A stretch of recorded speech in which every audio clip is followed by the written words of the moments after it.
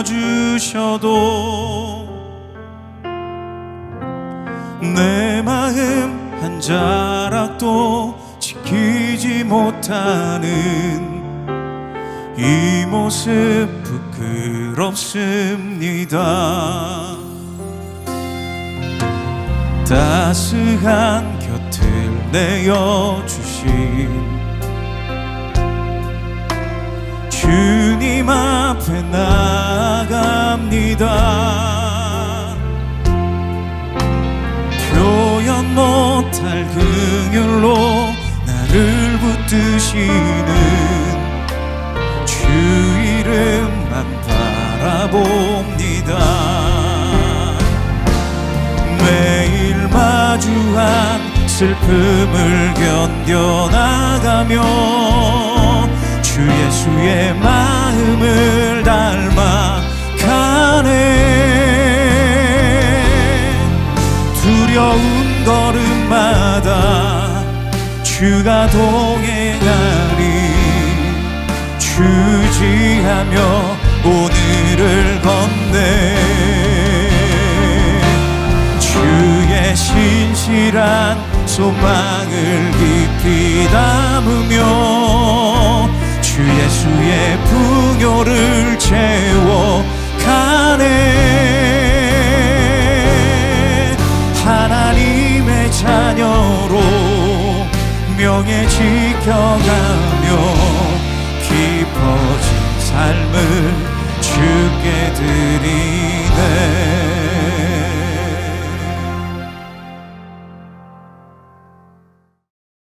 제 148편.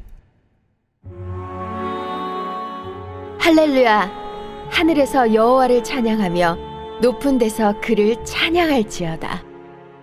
그의 모든 천사여 찬양하며 모든 군대여 그를 찬양할지어다. 해와 달아 그를 찬양하며 밝은 별들아 다 그를 찬양할지어다. 하늘의 하늘도 그를 찬양하며 하늘 위에 있는 물들도 그를 찬양할지어다. 그것들이 여호와의 이름을 찬양하면 그가 명령하심으로 지음을 받았음이로다.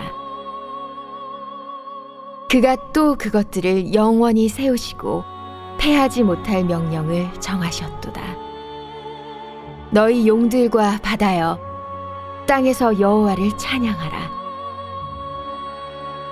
불과 우박과 눈과 안개와 그의 말씀을 따르는 광풍이며 산들과 모든 작은 산과 과수와 모든 백향목이며 짐승과 모든 가축과 기는 것과 나는 새며 세상의 왕들과 모든 백성들과 고관들과 땅의 모든 재판관들이며 총각과 처녀와 노인과 아이들아 여호와의 이름을 찬양할지어다. 그의 이름이 홀로 높으시며 그의 영광이 땅과 하늘 위에 뛰어나심이로다. 그가 그의 백성의 뿔을 높이셨으니 그는 모든 성도 곧 그를 가까이 하는 백성 이스라엘 자손의 찬양받을 이시로다. 할렐루야. 할렐루야. 오늘도 우리 아버지 되시는 하나님의 위대하심과 사랑하심으로 인해 우리 가운데 기쁨의 찬양이 넘쳐나길 축복합니다. 우리가 읽은 본문인 시편 148편은 온 세상의 찬양이라는 주제를 갖고 있습니다. 146편이 내 영혼의 찬양이었고 147편이 우리의 찬양이었다면 148편은 더 넓어져서 온 세상 모든 만물의 찬양으로 확장됩니다. 그 이유는 우리 하나님께서는 모든 만물의 찬양을 받으시기에 합당하신 분이시기 때문입니다. 먼저 본문에서는 하늘 위에 있는 모든 것들에게 명령하고 있습니다.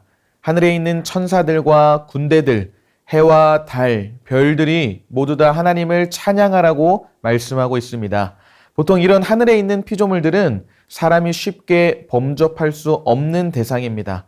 그래서 사람들에게 하늘이란 매우 높은 존재들이죠. 경외감이 들기까지 하는 존재들입니다.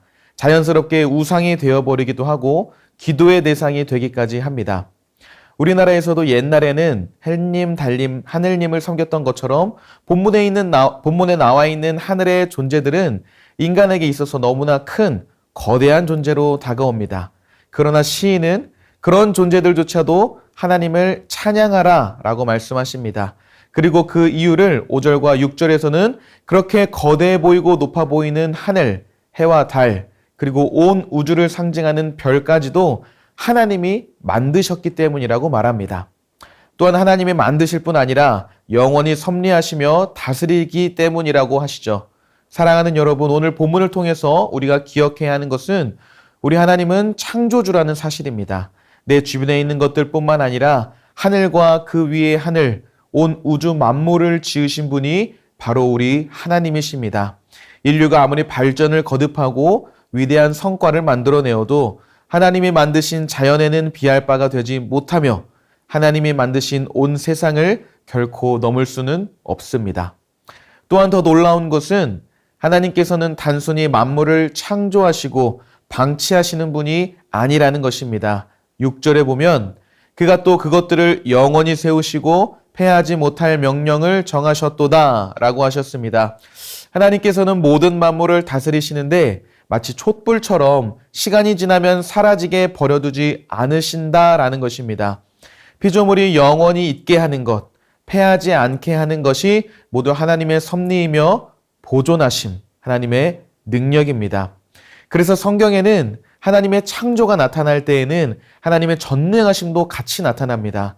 하나님은 능력이 있으셔서 창조하시고 모든 것을 유지하십니다. 우리 지구의 사계절이 규칙적으로 운용되는 것, 매일매일 해가 뜨고 달이 뜨는 것, 모두 하나님이 창조하시고 질서를 유지하신다는 증거입니다. 그렇기 때문에 모든 만물은 하나님을 찬양해야 합니다. 우리의 삶에서 만나는 많은 놀라운 것들, 사람들이 이루어둔 것들, 대단하고 놀라운 그 어떤 피조물이라도 하나님의 다스림 아래에 있습니다. 하나님이 가장 크시며 하나님의 능력 아래에 있는 것이기 때문에 우리는 먼저 하나님을 찬양하고 하나님을 높이는 삶을 살아야 합니다. 여러분, 때로는 우리가 살아갈 때 너무나 큰 세상 앞에 좌절하기도 합니다. 경제적인 측면에서 물가가 상승하고 이자 부담이 커지고 대출에 대한 문제, 노후에 대한 걱정, 자녀 교육비에 대한 걱정도 많죠. 이러한 것들은 내 힘으로는 감당할 수 없는 것입니다. 또한 세상의 소식을 듣다 보면 전쟁, 재난, 범죄, 사고 등 세상이 무섭게 느껴지기도 합니다. 그러다 보면 우리 안에 불안과 우울, 근심이 많아지고 좌절하기도 하죠.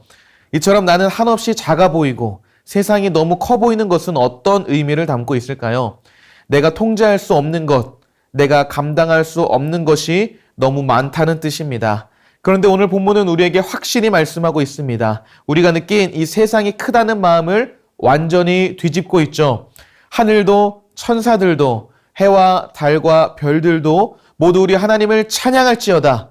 모든 어려움과 모든 문제는 하나님께 있습니다. 우리가 무너지는 이유는 대부분 비슷합니다. 내 삶이 내 손에 있는 줄 알았는데 아니라는 것을 깨달을 때 무너집니다. 내 계획대로, 내 생각대로 되지 않는 것이 더 많습니다. 그런데 성경은 처음부터 말씀하고 있습니다. 하늘도 해와 달도 내 손에 없고 나의 인생도 나의 모든 삶도 내게 있지 않습니다. 하나님께 있다고 말씀하십니다. 그렇기에 찬양해야 하는 것입니다. 하나님께서는 나를 위해 모든 문제를 해결하시기 때문입니다. 그 하나님께서 우리를 사랑하셔서 우리에게 오셨고 그 하나님께서 우리를 살아가게 하십니다. 그 하나님이 우리의 아버지가 되어 주십니다. 여전히 우리에게는 문제를 해결할 수 있는 능력이 없고 모든 것이 우리의 생각과 뜻대로 이어지지는 않지만 그 문제보다 크신 하나님이 온 세상 만물보다 우주보다도 더 크시고 능력 있으신 하나님, 천지의 창조주시며 전능하신 하나님이 우리의 아버지가 되어주시기 때문입니다. 그리고 우리를 대신하여 어둠을 찢으시고 빛을 비춰주십니다. 문제보다 크신 하나님이 나의 아버지라는 사실로 인해 우리 삶의 찬양이 더욱더 가득하게 되기를 축복합니다. 이어지는 본문 7절과 8절 이하에도 찬양이 계속됩니다. 그런데 그 대상이 조금 특이합니다. 용들과 바다여 찬양하라, 불과 우박이여 찬양하라고 합니다. 성경에서 용과 깊은 바다는 두려운 존재들입니다. 불과 우박도 마찬가지입니다. 그런데 그런 존재들도 하나님을 찬양하라는 것은 그러한 모든 존재들까지도 하나님의 주권 아래에 있다는 것을 의미합니다. 이것은 시편을 읽고 찬양하는 모든 사람들로 하여금 두려움을 극복할 수 있는 용기 그리고 힘이 되는 말씀입니다. 많은 사람들을 두렵게 하고 혼란스럽게 하는 존재들조차 하나님을 찬양한다는 것은 우리가 하나님을 의지할 때 그 모든 어려움을 이길 수 있다는 의미이기 때문입니다. 실제로 하나님은 두려움과 걱정 앞에서 포기하지 않고 하나님을 의지하며 하나님을 찬양하는 자들을 건지시며 구하시는 분이십니다. 14절에 보면 이렇게 말씀하십니다. 그가 그의 백성의 뿔을 높이셨으니 그는 모든 성도 곧 그를 가까이 하는 백성 이스라엘 자손의 찬양을 받을 이시로다. 할렐루야. 하나님께서 그의 백성의 뿔을 높이셨다고 말씀하십니다. 두려움 앞에서 하나님께 부르짖고 하나님을 의지하는 자들은 하나님의 소유된 하나님의 백성들입니다. 그들의 뿔을 높이셨다는 것은 힘과 권세 그리고 구원을 상징합니다. 즉 하나님은 자기 백성들의 두려움과 고통을 보시고 구원하시는 분, 건져내시는 분이라는 사실을 드러내고 있습니다. 특히 자신의 백성들을 가까이 하는 백성, 자신과 가까운 백성이라고 표현하십니다. 하나님께서는 단지 하늘보다 높으시고 용과 바다 같은 존재들, 인간에게 두려움을 주는 존재를 물리치시는 능력 있는 분에서 멈추지 않습니다. 사랑하는 자녀들, 백성들과 관계를 맺으시는 분, 자기 백성을 끝까지 책임지시는 분이십니다. 그렇기 때문에 이스라엘은 이 시편 148편을 노래하며 찬양할 때 분명히 느꼈을 것입니다. 우리의 현실은 세상에 비해 너무 작고 초라해 보여도 나의 하나님은 가장 크신 분이라는 것을, 나를 두렵게 하고 무섭게 하는 존재들이 너무나 많지만 가장 능력 있으신 하나님께서 나와 함께 하시고 나를 건져주실 것이라는 것을 느꼈을 것입니다. 특히나 우리는 하나님과 가까운 하나님의 백성이라는 사실이 그들의 정체성을 더욱 든든하게 해주었습니다. 우리에게도 마찬가지로 많은 두려움과 걱정이 있습니다. 참된 신앙은 두려움을 없애기 위해 자기가 할 수 있는 노력을 하는 것이 아닙니다. 경제적인 어려움 앞에, 건강의 문제 앞에서, 가정의 문제 앞에서 도망치고 회피하고 외면하고 새로운 관심사를 만드는 것은 두려움을 없앨 수 없습니다. 정말로 두려움을 없애고 이길 수 있는 유일한 길은 나의 걱정과 나의 두려움을 모두 하나님께 맡기는 것입니다. 우리가 나를 의지하지 않고 나의 소유를 의지하지 않고 나의 자랑을 의지하지 않는다면, 그리고 그 모든 걱정과 근심을 하나님께 맡긴다면 하나님께서는 모든 문제를 해결하실 것입니다. 왜냐하면 우리 하나님께서는 하늘보다 높으시며 해와 달과 별을 만드신 천지의 창조주이시며 전능하신 분이시기 때문입니다. 때로 우리가 힘들어하는 용과 바다와 또 불과 우박과 같은 어려움이 찾아와도 전혀 문제가 되지 않습니다. 그 능력의 하나님께서는 우리의 주인이 되시며 우리를 구원하시는 분, 우리를 가까이 하시고 우리의 아버지가 되어주시는 분이십니다. 그렇기 때문에 오늘 우리는 기도할 수 있고, 그렇기 때문에 우리는 하나님을 기뻐하며 찬양할 수 있습니다. 오늘 우리 삶에 걱정과 두려움이 아닌 하나님으로 인한 감사와 찬양이 더욱 넘쳐나야 할 줄 믿습니다. 말씀을 정리하겠습니다. 사랑하는 여러분, 세상이 아무리 커도 하나님이 더 크십니다. 돌파구가 전혀 없는 걱정과 근심이라도 하나님은 해내십니다. 그리고 그 크신 하나님은 나와 상관없는 분이 아니라 나와 가까운 하나님이십니다. 그 하나님께서 능력의 펴신 팔로 사랑하는 자녀를 어루만지시며 다시 일으키실 것입니다. 그렇기에 온 우주는 이미 하나님을 찬양하고 있습니다. 현재 우리 눈앞에 많은 어려움과 근심이 있어도 눈을 들어 크신 내 주님을, 내 아버지를 바라보는 우리가 되기를 바랍니다. 그리고 그 능력의 하나님으로 인해 하나님을 높이며 기뻐하는 찬양이 가득한 우리 삶이 되기를 주님의 이름으로 축복합니다. 이 시간 말씀을 기억하며 함께 기도하겠습니다. 첫 번째로, 거대한 세상 앞에서 나는 연약하고 부족하다는 사실을 기억하게 하시고 창조주이시며 전능하신 하나님, 크신 나의 하나님을 더욱 의지하게 하소서. 아멘. 걱정과 근심 속에 낭망하지 않게 하시고 나의 아버지 되시며 구원자 되시는 하나님을 바라보며 소망을 발견하게 하소서. 이를 통하여 오늘의 삶 가운데 찬양이 가득하게 하소서. 아멘. 이번 주 금요 비전 기도회에서 말씀을 전하시는 김용성 목사님에게 성령의 충만함을 주시고 목사님의 말씀을 통해 은혜 받고 부르짖어 기도함으로써 개인의 변화, 가정의 변화, 교회의 변화를 경험하게 하소서. 아멘.